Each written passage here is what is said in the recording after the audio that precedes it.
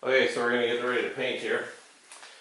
So our first step is to really get this base coat down a little bit, just even it out. I am going to use the base white for the white. I'm not going to spray white, but we do have to kind of tidy up a few spots in the seams and just make sure that any sort of defects potentially that are underneath the base coat, we repair. So I'm going to sand it with 400 wet, use wet sandpaper and a block for the most part, and then I'm going to work on the seams. Really on the seams, they're all pretty good for the most part. Really not a lot of work to do on the seams. So I'm just going to, block those down just so they're flush, and then I'm going to hit them with some high build primer just to sort of expose any defects from that, sand them again, and then use some filler putty to fill any any sort of cracks or anything that might be in the seams that little pinholes and whatnot that you can't see. I've already done the canopy. I'll show that. Canopy's pretty easy, so I did sand this down. So again, you're kind of looking for that, to take that shine off, right, for the paint stick. So that's the canopy. It's pretty much dulled right up. And then I did sand that seam down, and I did hit it with some primer, so you basically can't really see it. I really just primed this area. You can almost maybe see the color slightly different. So anywhere you do have white, or you want white and you've shot primer, we are going to put a bit of white. So this part of my color scheme is going to be white right there. So I'm going to shoot some white just around the front of this, just to ensure that I got a fairly uniform color of white, because that primer is a bit yellow. So for spraying, I'm using just all spray bombs. For the primer, I'm just using a 1K high build primer. I don't use much of it, really just to cover up anywhere that maybe I've accidentally sanded through or I've put some filler on. For the colors, I'm using these Omnipack spray bombs you can get mixed at any paint store. This actually is the red. They all, when you mix them and you get them color matched to your covering, there will be codes, so always save these codes, because then you can go back and get them remixed pretty easily and fast. For the clear, I'm using a 2K, so it's a 2-component now clear. So this is basically a base clear setup. So it's got a button on the bottom you puncture with this red cap on top. Then you got about 48 hours to use them up. I have 3 cans. I've tried to do it 2 and I've come up a little bit short, so always better to have a little bit extra on hand. And then, always some solvent wipe, some degreaser, whatever, for cleaning up your paint job or your fuse and whatnot before you paint. I have used naphtha as well with pretty good results. 3M fine line tape. This is a 1/4 inch. You definitely need that. And then a bunch of masking tape and whatnot. So you definitely want to cover up all the holes in the fuse, the air exit holes, wing tubes. I'm just going to put some foam in there, tape up everything from the inside, because that paint will just get absolutely everywhere. So like I say, first step, sand the fuse down with a 400, take all that shine off of it. Try not to go through the base coat anywhere, flatten those seams out, and then we'll hit them up with some primer and see if we got to do any filling. Okay, so generally speaking, the plan is sand it down the way I want it. Really I'm trying to take that super shiny finish off, basically kind of get it to more of a satiny finish. You can kind of see it's pretty dull now in any light. There's the odd little shiny piece maybe you can see, but I mean generally it's taken down everywhere. It is a lot of work.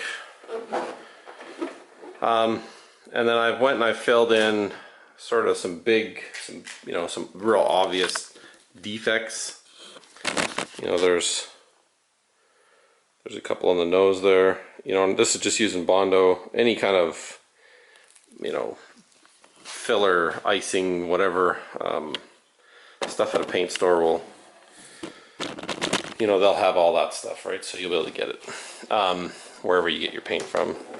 Some spots, like, maybe it's hard to see, but like there, some of these corners you kind of sand through as you're sanding it. That's fine.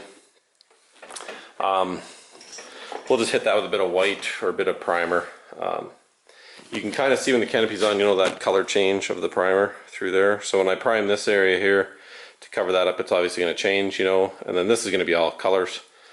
But I'll probably shoot a bit of white in different spots where white is on my scheme.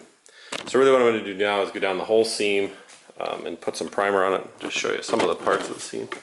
You know, this is the top. This after you sand it. You know, it's pretty good. The seams in these models are really good. A couple little small, I don't know if you can see them, but tiny little pinholes there that got filled up. One there. Those are the kind of defects you see. You might see the odd little scratch.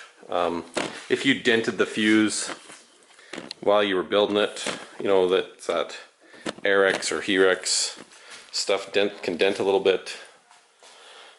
You know, if you dented it while you built it, I mean, you could fill it in. I didn't bother. There's a couple on mine. Generally, you can't really see it. So at this point, I'm going to start shooting some primer on the fuse here and trying to cover up, get that seam covered up. In, you know, any additional defects you find after you prime it, it makes it a little more obvious. Then I'll sand that primer down, and then really we'll start masking off and shooting colors on it. Okay, so we got the primer on the seam here, and sand it back down with 400 again, wet sanded, and I've cleaned it up and I've degreased it. I do use a lot of degreaser in between, and I do wear gloves just to keep your paw prints off of it. Seam turns out not too bad. You know, you can still kind of see it, but it's fairly close to invisible. With just the primer now. On my scheme, a lot of this is color, but there are a section of white here. There is a section of white over on the front of the nose. You know, there's a few spots I didn't quite get covered up enough with primer, so I'm going to spray some white in these areas. You know, in here, anywhere where I, you know, maybe around the canopy edge, because there is some white. There's a white stripe that kind of comes through here. I don't know exactly where, so you know, through that canopy edge, there's definitely some white. So I'm going to shoot some of that white on now. I'm not going to do any of the major white areas white, right? I'm going to leave them as they came in the kit, just to save, you know, that little teeny weeny bit of weight, even though it doesn't add a lot. It is something. So I'm going to go ahead and spray that white, and then really once that's done, start masking off for all the other colors. Okay, so I got my white on. You know, just kind of show you the front there. That's sort of, you know, covering up that seam. It's pretty much, I know when I did around here just to get the tone right. You know, it's maybe not 100% perfect absolutely everywhere, and I might have a little bit more to do kind of at the end. When I get all the rest of the colors on, you know, I'll kind of have a look over that white, and anywhere I want to shoot a little more, I'll mask it off and kind of tidy that up before I clear coat it. But generally speaking, that's all I kind of do for the white at this stage. So now really I'm just going to clean the fuse again and start putting the tape on. I'm going to mask off all of the white areas first, and that way just leave my color areas exposed, and then I'm going to work through probably yellow first, and then really blue, and then red. And that way, just because when you're overlapping, if you do overlap the colors a little bit, the blue and the red obviously cover up the yellow quite a bit better. So anyway, that's where we're at right now. You know, and like I say, I'm trying to do this fairly fast. I'm not going for showroom finish. I'm not a great painter by any stretch. If I want an oxide quality kind of paint finish, I'll buy an oxide. This is going to get you a pretty decent looking model from 5 feet away. You know, but it's not probably professional quality for sure. Which is why I don't paint the wings and the stabs and all that stuff. So anyways, I'm going to continue on here with getting it ready and start masking things off. It's kind of the first thing to the masking, you know, is I'm just transferring these marks. The location of the colors off the rudder. I don't know if you can see it there, but you can just very lightly see I just sort of transferred the pencil marks, you know, of all the different color locations. So I just quickly put it in place. I'm going to pull it off now, and then just because, you know, this sort of defines that blue and this will define the white, you know, and I'm going to make these initial tape marks on the fuse, and that really starts to sort of lay out the following color patterns, right? So it's sort of, you know, again, you need that sort of base foundation, and then the rest of it kind of gets easier. So take the time on this and get your white boundary sort of well defined, you know.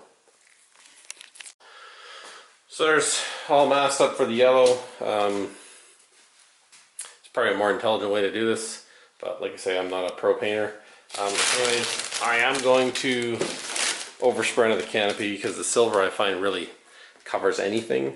So when I spray this yellow, after I'm done spraying the yellow, I'm just going to kind of cover it up, and then I'm going to go and shoot the silver on the canopy right away, just to save some time remasking and whatnot.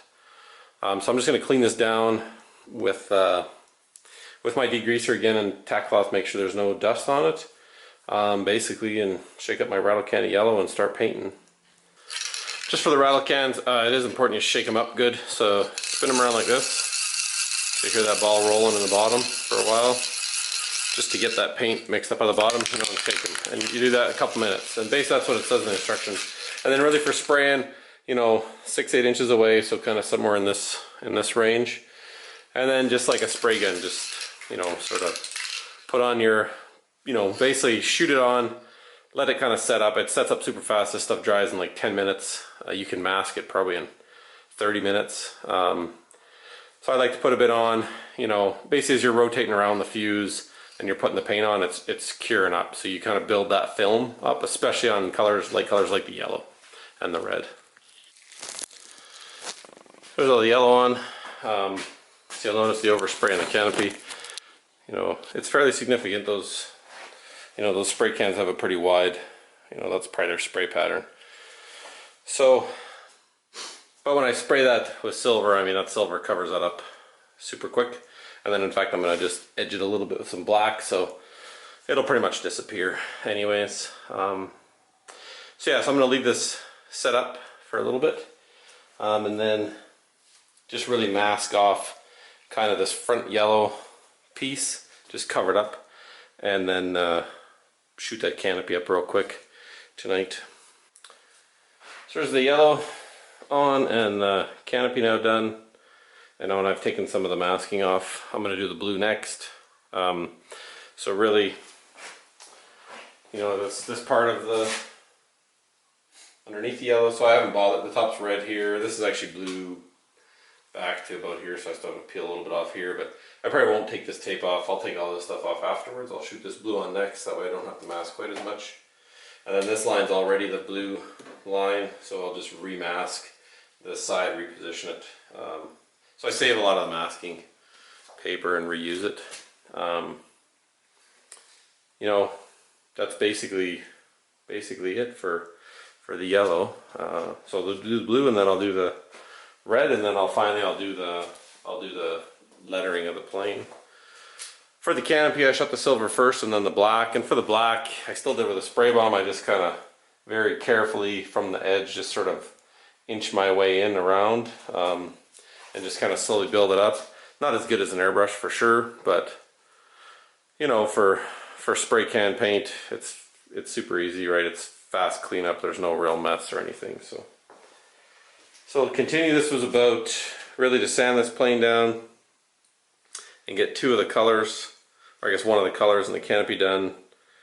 You know, I've probably spent, I don't know, maybe 5 hours, 5-6 hours total of work, and the rest will go pretty quick. Sort of, I find the first bit of masking the worst. So the rest will, you know, it'll mask up, shoot the colors on, and it'll be done in no time. Okay, so we got our blue set up and masked off now. So let's go spray paint some blue on. Okay, so set up here in my super awesome makeshift paint booth.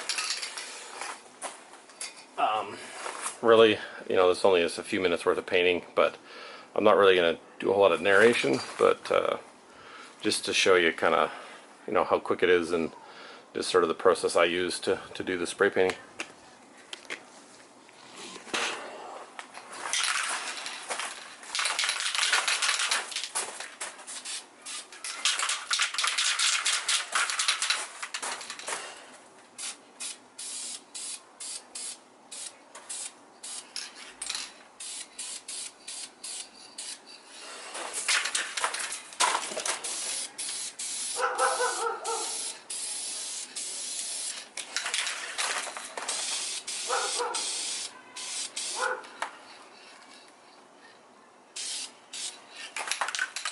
I always do the top centerpieces first just because I find it's easy to miss them. So if I get a kind of an initial shot on them first, then I find it's, I don't know, I don't end up missing them down the road.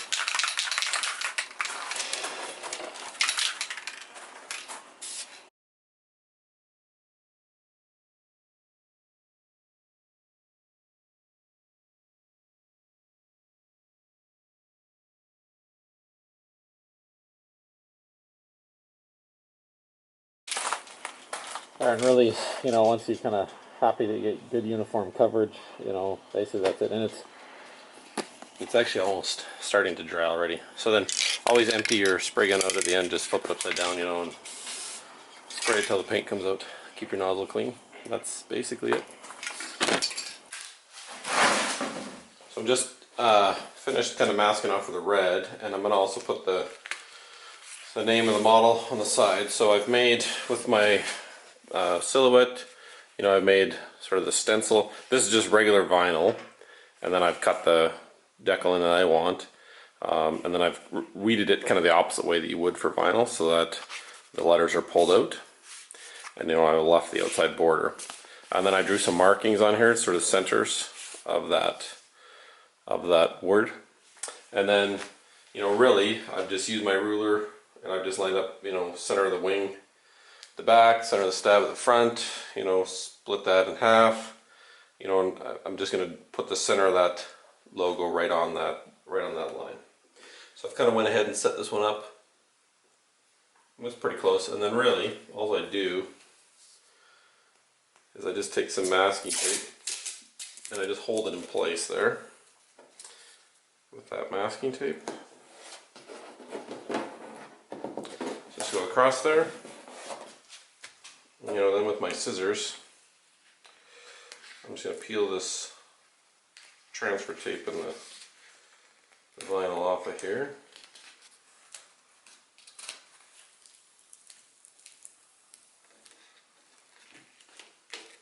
And I'm just going to cut this off so that it's not in the way. I'm really just going to roll this back over here nicely.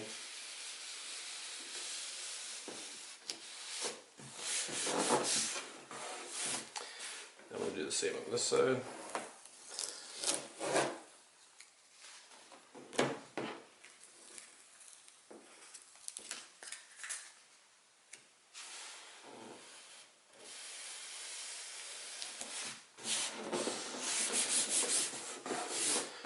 That I'm just going to peel this transfer tape back off. And really there's the, pretty hard to see, but there's the vinyl for the logo. It doesn't have to be perfect because we're just going to spray it. So then I'm going to mask around. I don't know if you can even see that in there. Very subtle. So then I'm just going to mask around the perimeter of that. And then I'm just going to spray it when I do my red. The reason why I do it now, I mean, you could do the red and then unmask it, but I'm just going to mask over this while I'm doing the red, and then I can just peel it off, cover a bit of the red up, and then spray that. So it saves me a bit of time and masking materials. So that's how I do the logo in the side of the fuse. Pretty simple. So I got my red on the model. You can see it's all over there.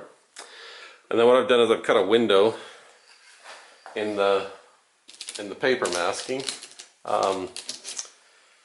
where the lettering is for the name, and then I've, you know, added a bit of extra paper just to cover up some of the red in the local area, and then I'm just going to go spray that in real fast and then demask the whole airplane all at once.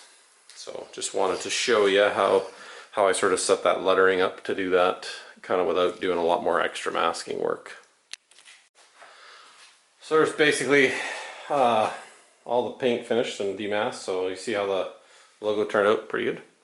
So at this point, you know, you probably have a little bit of overspray in places, you know, maybe some weeping. So now I just, at this point, I kind of go with 1,000 grit, maybe even 1,500, and, you know, wet sand it very lightly. This base coat's not very thick. Just do it in a test area first though, to make sure you don't get any color bleeding from, say, red to yellow. So maybe do on the bottom of the fuse, just very lightly, you know, clean it up Just make sure there's no color bleed. If there's color bleed, then maybe be very, very cautious about how you go about doing that. So really at this point we're going to clean this up, all overspray and whatnot, and then we'll basically be ready to clear coat it. Okay, I'm going to do some clear coat. Again, rattle can clear. This is the 2K stuff, the 2 components. You have a button to push this in, punctures it. It's good for 48 hours. Yeah, so this stuff flows really nice. So basically, you just keep spraying it, and it'll eventually start to flow.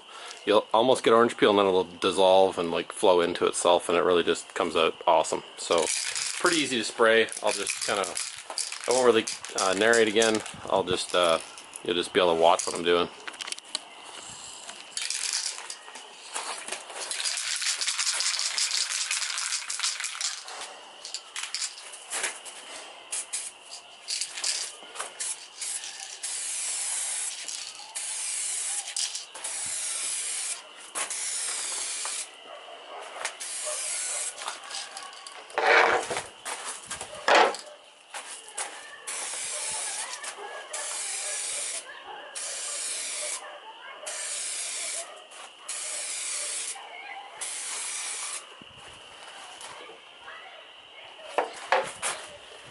See, it's kind of, it gets a bit orange peely and then it just flows into itself. And really, if you spray that, you'll just watch it flow into itself.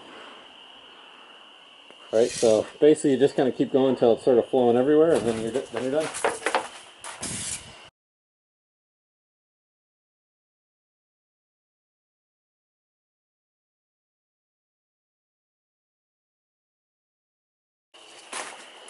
You can kind of see, it just basically flows into itself.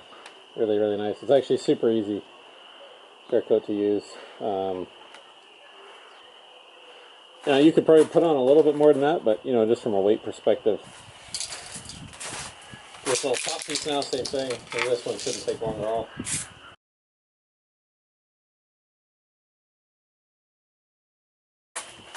Basically that's the little guy there. See, you got a nice good gloss on it. Yeah. That's as easy as it is to spray that clear coat. So I'm going to finish doing the rest of the fuselage now. Okay, so finished up the clear's all finished. It dried up overnight. Turned out pretty good. About 50 grams of weight I figured I added in paint total. So pretty happy with that. I have also added some foam tape to the top of the fuse here.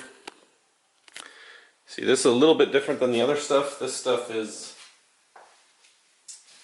it's kind of more open cell. It's like that.